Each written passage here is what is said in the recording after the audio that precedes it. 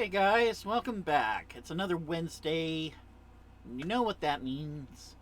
You get more of me. I hope everybody is having a wonderful, fantastic, glorious, fabulous day. So, growing up in the 80s, before I had a driver's license, I had to rely on my mom to get me anywhere. And usually she would take me to the mall or the store or whatever I needed to have done. And of course, if the place was close by, I would usually take my bike or ride my bike. Or take my bike or walk. Yeah, that's what I was going to say. And usually everything was like really close. And if it was like a couple miles away, I could walk it or bike. And usually before I got my license, that's what I did. And even after I got my license, I still rode my bike. I don't know what happened between then and now, but yeah, not as thin as I was back. Well, I really wasn't thin back then either, but it wasn't as round as I am now. But anyway, and uh, right now we have YouTube and Hulu and Netflix, but we have like all kinds of streaming services to listen to our music and watch our movies. But back when I was growing up, I had MTV, and we usually went to Blockbuster, and it was usually on a weekend, and we'd load up on candy and popcorn and just stuff ourselves all weekend, and usually order pizza from Domino's. And I remember that being one of the best times, because that's usually when I'd get to hang out with my grandma, and yeah, she always spoiled me.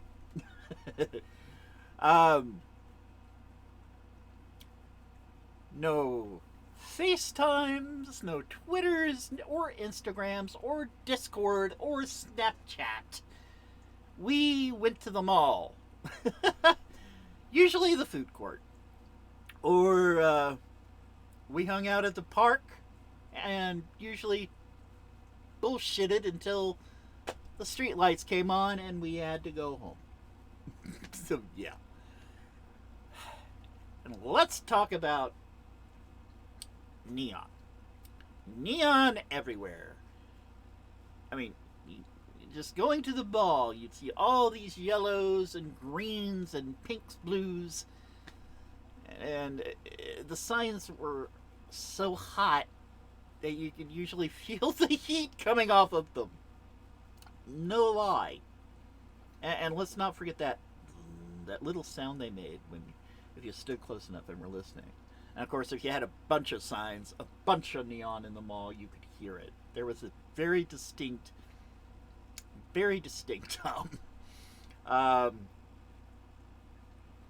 and usually we had the clothes to match the neon experience. Our Ocean Pacific,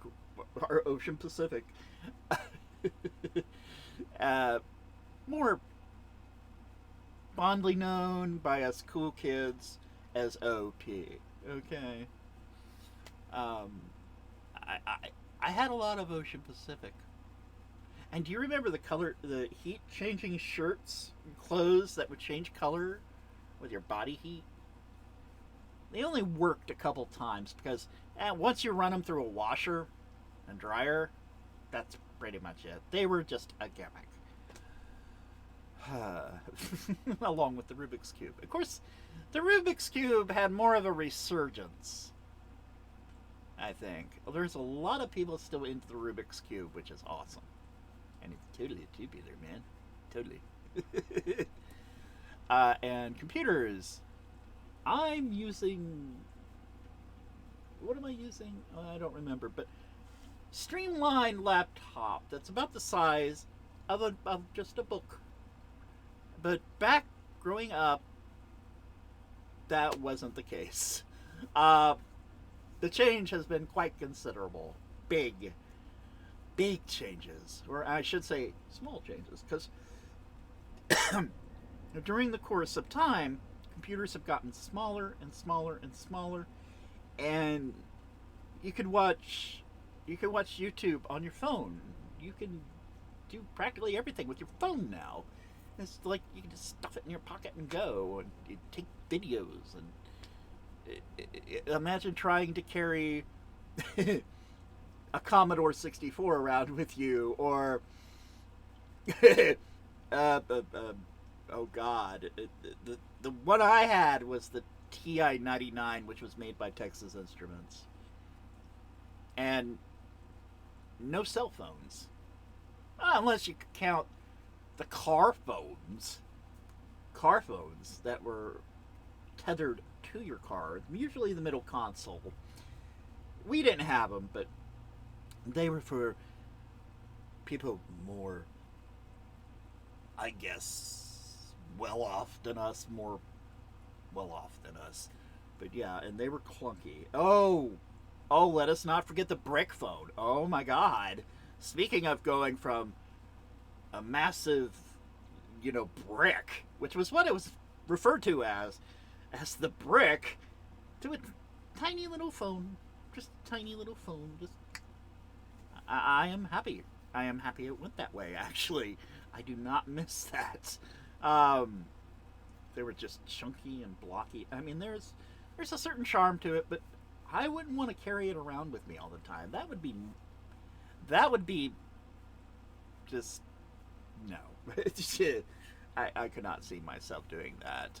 And movies like John Hughes. I mean, for me, it was Breakfast Club, Pretty in Pink, and 16 Candles, because they were some of the best teenage movies out there.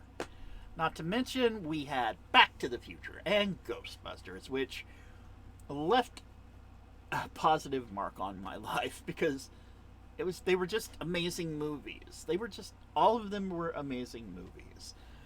And Ghostbusters and Back to the Future appealed to more of my geeky side, where like Breakfast Club and 16 Candles it's more of my teenage angst phase. Or why can't I get the cute guy? Those kind of movies.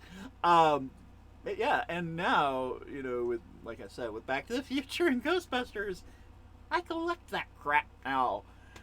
I never grew out of that phase. I'll probably be in that phase well up to the day I die. No joke. And music. Forget streaming it.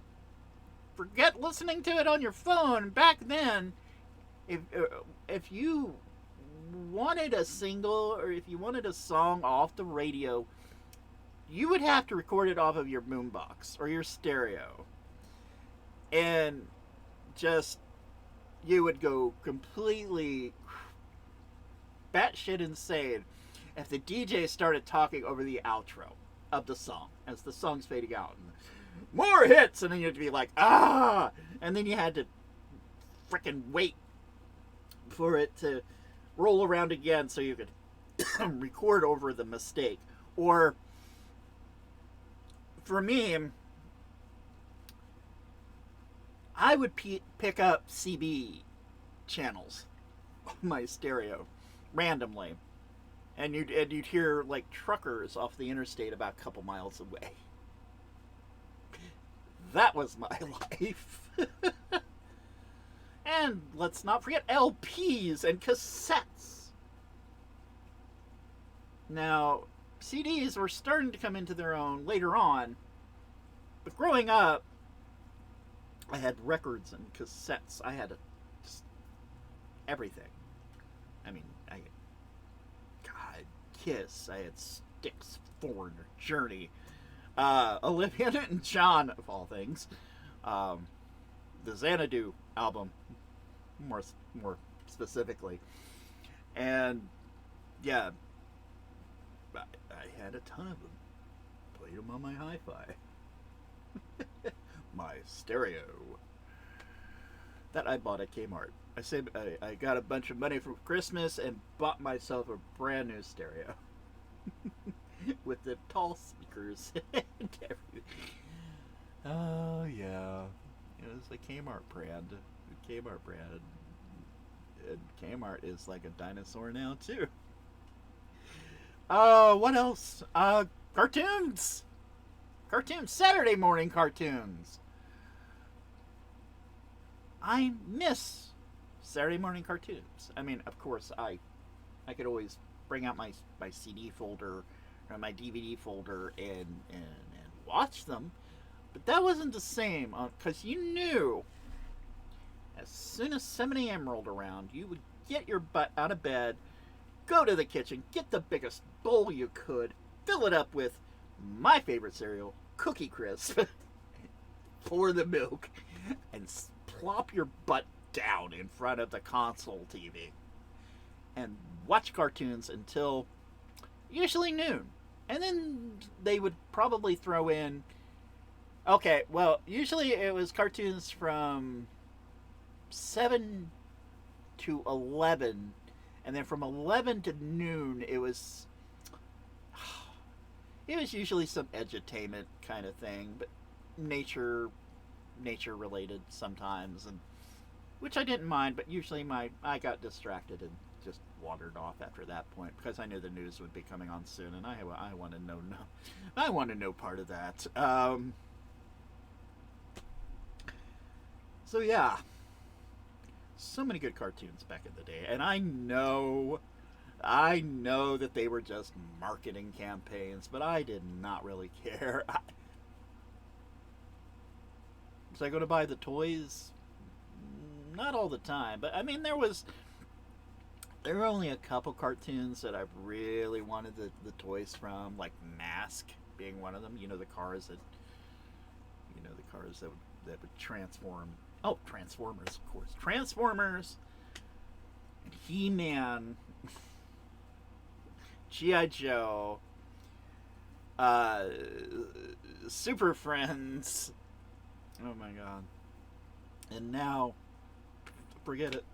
Because we're not allowed to have fun anymore, obviously. Because they took the government took my babies, more specifically my cartoons. You can't do that on Saturday mornings anymore unless you're streaming it. Back in my day, God, I do sound like an old man at this point, don't I? All right. Well, I think that is a good spot to end this. If you have any of your favorite memories growing up, why don't you say something down in the comments? And I always enjoy seeing what you have to say. And be sure to check out all the other Den Boys this week and see what they're up to as well. So until next time, this has been Papa Ed. Y'all be good, stay safe, and I will be seeing you. Mwah. Love you guys.